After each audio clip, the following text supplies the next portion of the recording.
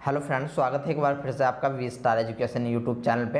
And आज का जो हमारा टॉपिक है गाइज वो है राइबोसोम्स। राइबोसोम्स को डिटेल में पढ़ेंगे कि राइबोसोम्स के फंक्शन क्या होते हैं, राइबोसोम्स की स्ट्रक्चर क्या होती है, किस प्रकार से ट्रांसलेशन में आपका जो है रोल प्ले करते हैं एंड किस प्रकार से ये जो है अपना जो है कार्य को परफॉर्म करते हैं। ठीक है ना, वन बाई वन हम सब कुछ देखेंगे। तो सबसे पहले इसके कुछ कैरेक्टर समझो, यहीं पर आपके फंक्शन लिखे हुए हैं उसको भी बड़े ध्यान से समझना। ठीक है ना, तो राइबोसोम्स की जो डिस्कवरी थी वो आपका पैलाडे के थ्रू हुई थी, ये बात आपको याद रखनी है। Ribosomes are macromolecule machine. Ribosomes को हम मैक्रोमोलिकुलर मशीन के नाम से जानते हैं। मैक्रोमोलिकुलर मशीन क्यों बोलते हैं? क्योंकि देखो भाई, ये आपका प्रोटीन की सिंथेसिस करता है, इसलिए हम इसको मैक्रोमोलिकुलर मशीन कह रहे हैं। Found in all living cell, ये आपके प्रत्येक सेल के अंदर पाया जाता है, जो भी आपका लिविंग सेल होता है। इवन सेल के अंदर जो ऑर्गेनल होते हैं, जो उपांग होते हैं, उनके अंदर भी ये पाया जाता है। लाइक प्लास्टिड, लाइक माइटोकॉन्ड्रिया, तो उनके अंदर भी ये पाया जाता है। That perform biological protein synthesis, जो कि राइबोसोम्स का मेन काम होता है प्रोटीन सिंथेसिस करवाना, प्रोटीन सिंथेसिस करवाना। ठीक है ना, जिसको हम ट्रांसलेशन प्रोसेस के नाम से जानते हैं। तो आगे देखेंगे कि किस प्रकार से आपकी प्रोटीन सिंथेसिस होती है। ठीक है ना, बहरहाल अब आपको पता लग गया कि जो आपकी राइबोसोम्स होता है ये प्रोटीन सिंथेसिस करवाती है, यानी कि एक मशीन की तरह काम करती है। जो राइबोसोम्स है वो एक मशीन की तरह काम करती है, जिसके अंदर कह सकते हो, जिसके अंदर या फिर जिसके ऊपर आपका जो है प्रोटीन की सिंथेसिस होती है। तो ribosomes also called factory of protein, इसलिए इसको फैक्ट्री ऑफ प्रोटीन या फिर आपका प्रोटीन फैक्ट्री के नाम से जाना जाता है। ठीक है ना, क्योंकि राइबोसोम्स के अंदर या राइबोसोम्स के ऊपर ही आपकी जो है क्या हो रही है, वो प्रोटीन की सिंथेसिस हो रही है। ठीक है ना, ribosomes is a membrane less organelle, very very important. जो आपका राइबोसोम्स होता है वो मेम्ब्रेन लेस ऑर्गेनल होता है। आपकी सेल के अंदर केवल और केवल राइबोसोम्स एंड ग्लाइयोक्सिसोम्स, ठीक है ना, ये आपके तीन, एक और ऑर्गेनल है आपका, ठीक है ना, इन तीन ऑर्गेनल को छोड़ के बाकी सारे के सारे या तो मेम्ब्रेन या तो सिंगल मेम्ब्रेन होते हैं या फिर आपके डबल मेम्ब्रेन होते हैं। जबकि जो राइबोसोम्स होता है ये आपका मेम्ब्रेन लेस होता है, इस बात को याद रख लेना। एंड मेम्ब्रेन लेस होने के कारण ये इसका एक और रोल होता है कि ये आपका सबसे ज़्यादा सेल के अंदर सबसे ज़्यादा क्वांटिटी में पाया जाता है। ऑलमोस्ट एक सेल के अंदर इसकी जो संख्या होती है वो 15,000 के आसपास होती है। इसकी संख्या कितनी होती है? 15,000 के आसपास होती है। अब इतनी संख्या में ये क्यों पाए जा रहे हैं? क्योंकि आपके सेल के अंदर, याद रख लेना, आपके एक सेल के अंदर एक सेकंड में कम से कम 1000, याद रख लेना कितनी, 1000 प्रोटीन का निर्माण होता है। इन 1000 प्रोटीन का फॉर्मेशन करने के लिए ऑलमोस्ट आपके सेल के अंदर आपके क्या है कि 15,000 राइबोसोम्स प्रेजेंट होते हैं। ठीक है ना, तो आप इस बात से आप अंदाज़ा लगा सकते हो। राइबोसोम्स फॉर्म्ड इन न्यूक्लियोलस, ठीक है ना, जो आपका राइबोसोम्स होता है वो आपका कहाँ पर बनता है, वो आपका न्यूक्लियोलस में बनता है। एंड ये न्यूक्लियोलस कहाँ पर प्रेजेंट होता है? ये न्यूक्लियोलस प्रेजेंट होता है आपका न्यूक्लियस के अंदर। ये न्यूक्लियोलस क्या होता है? न्यूक्लियोलस आपका एक नॉन मेम्ब्रेनल स्ट्रक्चर होता है। ठीक है ना, ये न्यूक्लियोलस कैसा होता है? आपका नॉन मेम्ब्रेनल आपका जो है स्ट्रक्चर होता है।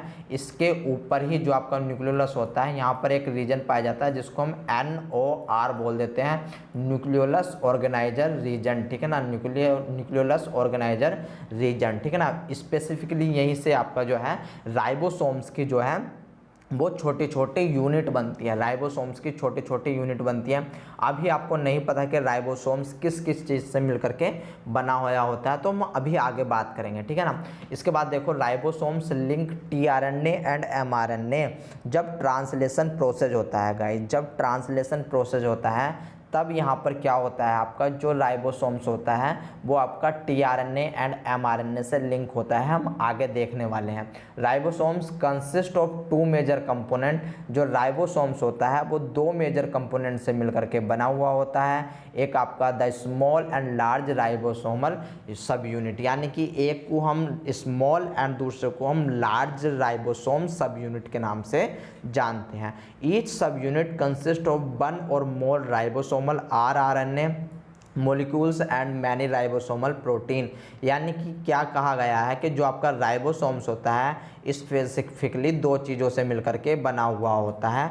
एक होता है आपका आरआरएनए, याद रख लेना, एक होता है आपका आरआरएनए यानी कि आपका जो है राइबोन्यूक्लिक आरआरएनए। इसके बाद आपकी होती है प्रोटीन, दूसरे नंबर की क्या होती है आपकी प्रोटीन होती है। तो इन दोनों को मिला करके राइबोन्यूक्लियोप्रोटीन के नाम से जानते हैं, ठीक है ना। किस नाम से जानते हैं? राइबोन्यूक्लियोप्रोटीन के नाम से जाना जाता है। इसकी जो आपको पीडीएफ है वो हमारे टेलीग्राम चैनल पे मिल जाएगी, तो आपको जो है इतना वरी करने की ज़रूरत नहीं है, ठीक है ना।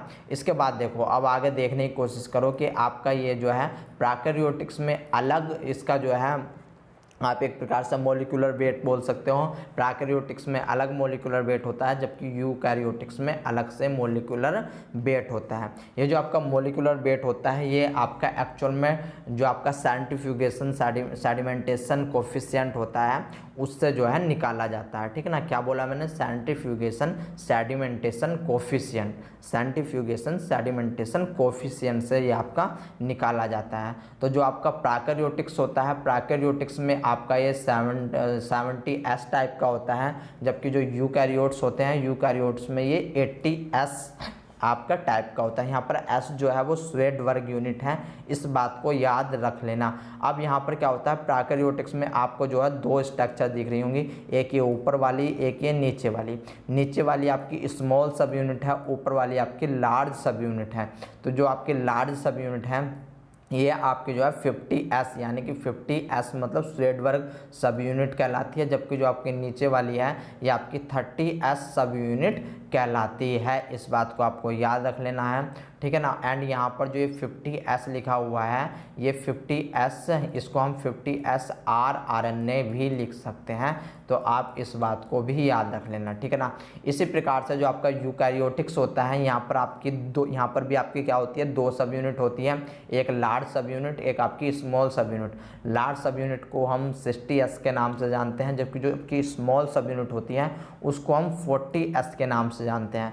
जो आपकी याद रख लेना यहाँ पर जो 60S की होती है उसको हम फर्दर 3 भागों में डिवाइड करते हैं, हम आगे इस चीज़ को देखने वाले हैं, ठीक है ना। तो अभी आपको जो है वो किसी भी तरह की जो है वो मतलब परेशानी लेने की ज़रूरत नहीं है। यहाँ पर देखो यहाँ पर क्या हो रहा है वो देखने की कोशिश करो। तो यहाँ पर शो किया गया है प्रोकैरियोटिक्स एंड यूकैरियोटिक्स। यूकैरियोटिक्स में स्पेसिफिक मैमेलियन सेल, ठीक है ना। यहाँ पर स्पेसिफिक मैमेलियन सेल को यहाँ पर डिनोट किया गया है, माइटोकॉन्ड्रिया क्लोरोप्लास्ट को यहाँ पर नहीं बताया गया है, इस बात को याद रख लेना।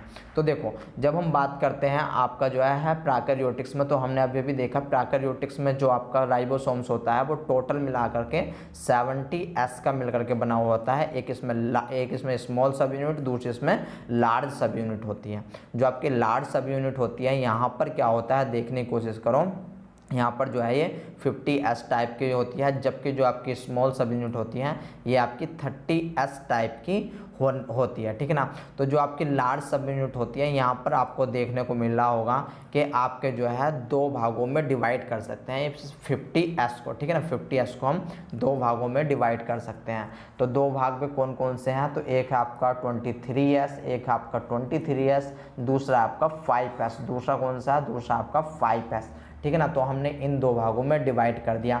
अब ये चीज़ किससे मिलकर के बनी हुई है वो आपके लिए इम्पोर्टेंट है। तो यहाँ पर जो rRNA है, यहाँ पर जो rRNA है ये आपका 23S एंड 5S है। एंड जो प्रोटीन है याद रखना, जो आपकी प्रोटीन है टोटल मिला करके आपकी 31 पेप्टाइड्स हैं यहाँ पर, ठीक है ना। 31 यहाँ पर आपके क्या है पेप्टाइड्स हैं, तो ये बात भी आपको याद रखनी है। इसके बाद जब हम स्मॉल सब यूनिट पर चलते हैं तो ये आपके 16S इसको हम बोल देते हैं, ठीक है ना। इसको क्या बोलते हैं? 16S बोला जाता है। यहाँ पर आपको 16S याद रख लेना, 16S rRNA देखने को मिलता है एंड 21st आपको जो है पेप्टाइड्स यहाँ पर देखने को मिलते हैं, ठीक है ना। 21st यहाँ पर पेप्टाइड्स यहाँ पर देखने को आपको मिलेंगे। इसके बाद हम बात करते हैं यूकैरियोटिक्स के अंदर। तो यूकैरियोटिक्स में याद रख लेना ये आपका 80S टाइप का होता है। ATS को हम दो भागों में बांट सकते हैं, एक आपका लार्ज सब यूनिट, एक आपका स्मॉल सब यूनिट। जो आपका लार्ज सब यूनिट होता है उसको हम 60S बोलते हैं, एंड जो आपका स्मॉल सब यूनिट होता है उसको हम 40S बोलते हैं। जब हम लार्ज सब यूनिट को डिवाइड करते हैं फर्दर, तो ये आपका 3 भागों में आपका ब्रेक डाउन होता है, जो कि आपका 80S, 5.8S एंड आपका 5S होता है, ठीक है ना। फर्दर जब हम इनमें देखते हैं कि कितने आपके पेप्टाइड पाए जाते हैं, तो याद रख लेना यहाँ पर आपके 46 पेप्टाइड पाए जाते हैं, यहाँ पर आपके 46 पेप्टाइड पाए जाते हैं गाइज, ठीक है ना। एंड यहाँ पर गाइज आप एक बात और देखो, एक तो है आपका जब हम RNA के अंदर चलेंगे तो एक तो है 20S RNA, एक है 5S RNA, एंड इस 20S RNA से ही ये आप लगा हुआ देख रहे होंगे, इसको बोलते हैं 5.8 RNA, ठीक है ना, या फिर 5.8S, ठीक है। तो मैं इसको स्टार्टिंग से लिख देता हूँ, तो इतना वरी करने की ज़रूरत नहीं है, ठीक है ना। तो यहाँ पर इसको क्या बोलेंगे हम स्पेसिफिकली, इसको बोलेंगे 5.8S, ठीक है ना, इसको बोलेंगे 5.8S। ये आपसे पूछा भी जाता है कि आपका जो 5.8S है वो आपका किसके साथ लगा हुआ होता है, तो आपको याद रखना है वो आपका 80 जो आपका 28 है उसके साथ लगा हुआ होता है, ठीक है गाइज। तो इसी प्रकार से हम जो है स्मॉल सब यूनिट पर चलते हैं। तो जब हम 40S को फर्दर डिवाइड करते हैं तो इसको हम 80S के नाम से जानते हैं। एंड यहाँ पर जो ये बना हुआ होता है आपका 80S, ये आपका 18S, याद रख लेना 18S जो होता है यहाँ पर rRNA पाया जाता है, जबकि 33 यहाँ पर प्रोटीन पाई जाती है। तो आपको इतनी बात याद रखनी है। एंड यहाँ पर गाइज आपको एक बात और याद रखनी है, जो आपके 60S याद रख लेना, जो आपके 16S होते हैं एंड 18S होते हैं, ये हमेशा कैसे कंजर्वेटिव सेक्वेंस रखते हैं अपने अंदर, ठीक है ना। यानी कि अगर हमको कभी भी इवोल्यूशन यानी कि हमें अपने जो है पूर्वजों का जो है अध्ययन करना होता है, तो हम जो है इन 60 प्रोकैरियोटिक्स के अंदर 16S को देखते हैं, एंड आपका जो यूकैरियोटिक्स हैं उसमें हम 18S को देखते हैं, क्योंकि ये कंजर्वेटिव सेक्वेंस अपने अंदर रखते हैं। इतनी बात पता चली, बहुत अच्छी बात है। इस डायग्राम पे आने से पहले आप इस डायग्राम को देखो। मैंने आपको बताया था कि जो आपका राइबोसोम्स होता है वो दो आपके जो है यूनिट से मिलकर के बना हुआ है, एक आपकी लार्ज सब यूनिट, एक आपकी स्मॉल सब यूनिट। तो अब ट्रांसलेशन में इसको थोड़ा सा समझो, क्योंकि ट्रांसलेशन ही मेन हमारा जो टॉपिक है आगे, तो ट्रांसलेशन ही हमको समझना है। अब इस पे आप देख रहे होंगे कि स्पेसिफिकली यहाँ पर आपकी 4 बाइंडिंग साइट पाई जा रही हैं। इस पूरे के पूरे अगर मैं इतनी की बात करूँ, यहाँ पर ये बात करूँ, तो आपको 4 बाइंडिंग साइट यहाँ पर चमक रही होंगी। वे 4 बाइंडिंग साइट कौन कौन सी है? नंबर 1 है आपकी mRNA बाइंडिंग साइट। यहाँ पर mRNA बाइंडिंग साइट मतलब ये राइबोसोम्स है, राइबोसोम्स पे आपका mRNA बाइंड होगा। याद रख लेना, अगर हम बात करते हैं यूकैरियोटिक्स में, तो जो स्पेसिफिकली सीक्वेंस होता है वो आपका कोजैक सीक्वेंस होता है। वो कौन सा होता है? कोजैक सीक्वेंस होता है, ठीक है ना। लेकिन जब हम बात करते हैं आपका किस में, प्रोकैरियोटिक्स में, तो वहाँ पर साइन डेल्गार्नो सीक्वेंस होता है, ठीक है ना। वहाँ पर क्या होता है? साइन डेल्गार्नो सीक्वेंस होता है। कौन से में क्या कौन कौन से न्यूक्लियोटाइड होते हैं ये आपसे पूछा जाता है। तो हम बात करेंगे आपका कहाँ पर, जब हम ट्रांसलेशन पढ़ेंगे। ट्रांसलेशन में भी जो आपका इनिशिएशन पोर्शन होता है वहाँ पर हम पढ़ने वाले हैं, ठीक है ना। इसके बाद क्या होता है कि इसके बाद यहाँ पर 3 साइड होती हैं जो कि आपकी tRNA की पाई जाती हैं। 3 साइड होती हैं जो कि किसके लिए पाई जाती हैं? tRNA के लिए पाई जाती हैं। एंड ये जो आपको tRNA के लिए साइड्स पाई जा रही हैं, गाइज याद रख लेना, यहाँ पर ये होती हैं EPA, यानी कि EPA, ठीक है ना। तो ये आपकी tRNA के लिए 3 साइड्स होती हैं।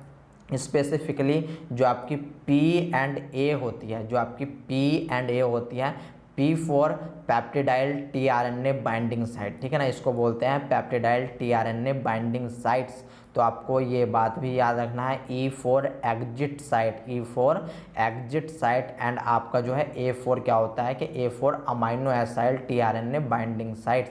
यहाँ पर आपका amino acyl tRNA binding sites इसको बोलते हैं, ठीक है ना। तो आपको इतनी बात याद रखनी है। अब यहाँ पर देखो मैं आपको क्या बताने वाला था कि जो आपका PA यानी कि पेप्टिडाइल ट्रांसफरेज पॉलीमरेज जो साइट्स होती हैं एंड जो आपका amino acyl tRNA binding sites होती हैं, ये दो क्या होती है, ये आपकी जो स्मॉल सब यूनिट होती है, ये जो आपकी स्मॉल सब यूनिट होती है उसमें इनका पोर्शन काफ़ी ज़्यादा होता है, जबकि जो ई होती है ई का पोर्शन बहुत ही मामूली सा होता है। ठीक है ना, ई का पोर्शन बहुत ही मामूली सा होता है, यानी कि ई जो है इसमें लेस पाई जाती है, तो आपको याद रख लेना है।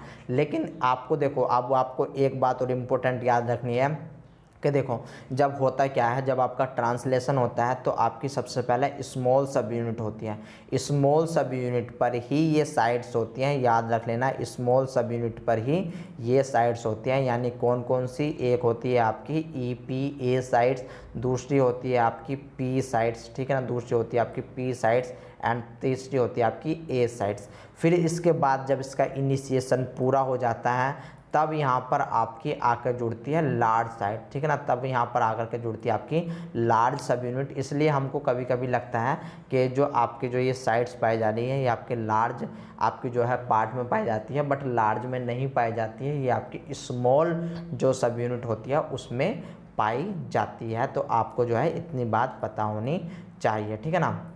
तो चलिए आइए थोड़ा सा और आगे देख लेते हैं। अब जो ये राइबोसोम्स होता है इसको हम वर्क ब्रांचेस के नाम से भी जानते हैं। इसको हम क्या बोलते हैं, इसको हम वर्क ब्रांचेस के नाम से भी जानते हैं। ऐसा क्यों, क्योंकि देखो भाई साहब, जिस प्रकार से आप एक प्रकार से ये समझ सकते हो कि आपको एक प्लेटफॉर्म दे दिया जाए, उस प्लेटफॉर्म पे आप डांस कर सकते हो, ठीक है ना, आप नहा सकते हो, आप जो है गाना गा सकते हो, सिंगिंग कर सकते हो, तो उसी प्रकार से जो राइबोसोम्स होता है ये एक प्लेटफॉर्म प्रोवाइड कराता है। किस किस को, एक तो आपका एमआरएनए को प्लेटफॉर्म प्रोवाइड कराएगा, दूसरा ये आपका आरएनए को प्लेटफॉर्म प्रोवाइड कराएगा, ठीक है ना, दूसरा ये किसको आपका टीआरएनए को प्लेटफॉर्म प्रोवाइड कराने वाला है, ठीक है ना। तो इसलिए इसको हम वर्क ब्रांचेस के नाम से भी जानते हैं।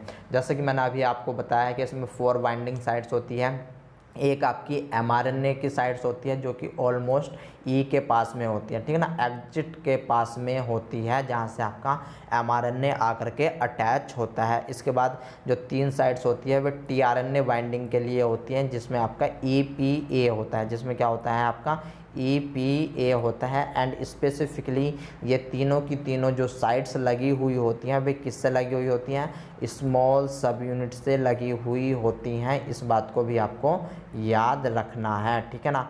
अगर आपने इतनी बात याद रख ली तो ये सारा का सारा किस प्रकार से यहाँ पर आपका जो है ट्रांसलेशन हो रहा है वो हम देखेंगे आपका ट्रांसलेशन प्रोसेस में। आपको ज़्यादा वरी करने की बात नहीं है, ठीक है ना। तो आप देख रहे होंगे कि इस प्रकार से आपका एमआरएनए है, आपका राइबोसोम्स की 2 यूनिट है, एक आपकी लार्ज सब यूनिट, एक आपकी स्मॉल सब यूनिट है। वहीं से आपका क्या हो रहा है, प्रोटीन की सिंथेसिस आपकी जो है होती है, ठीक है ना। तो ये आपका जो है राइबोसोम्स ख़त्म हो चुका है। अब हम आगे बात करेंगे बोवल हाइपोथेसिस के लिए, ठीक है ना, बोवल हाइपोथेसिस के लिए चलेंगे एंड ये आपके लिए बहुत ज़्यादा इम्पोर्टेंट होने वाली है। तो मिलते हैं आपसे नेक्स्ट लेक्चर में, तब तक के लिए टाटा एंड बाय बाय।